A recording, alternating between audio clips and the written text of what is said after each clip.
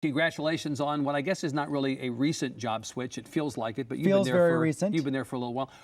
People may say he left the Times to go to cable, to go to CNN because he wanted to be on TV. You say that's not really what this was about.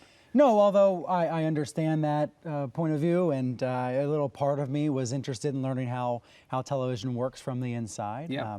Even when I was growing up, I was interested in being on television. I would pretend to be a television anchor, in the basement. Right. But I fell in love with A, the written word, and B, with print. And the New York Times was the perfect place for me after I graduated to learn more of that, to do more of that. So you spent about 5-6 years? Yeah, closer to 6. Closer to 6 years. It was this miraculous moment to be hired by the Times right out of college. Yeah. After blogging. Well, you were about not TV typically. news. You were not a typical college student.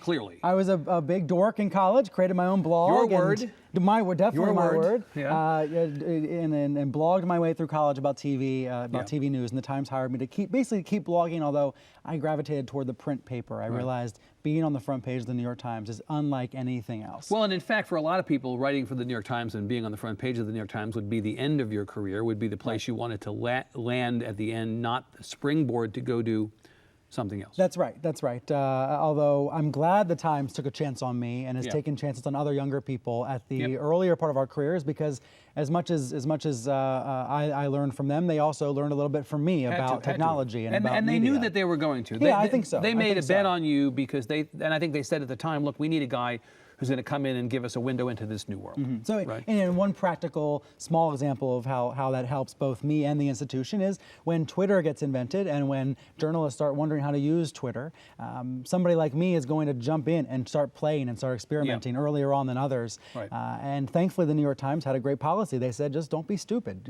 Try new things. Boy, if experiment. only life were like had that, right? Policy, Just don't be stupid. Don't be stupid. And Yeah. there were probably a couple times where I was a little stupid. That helped us figure out how to use Twitter, as a journalist.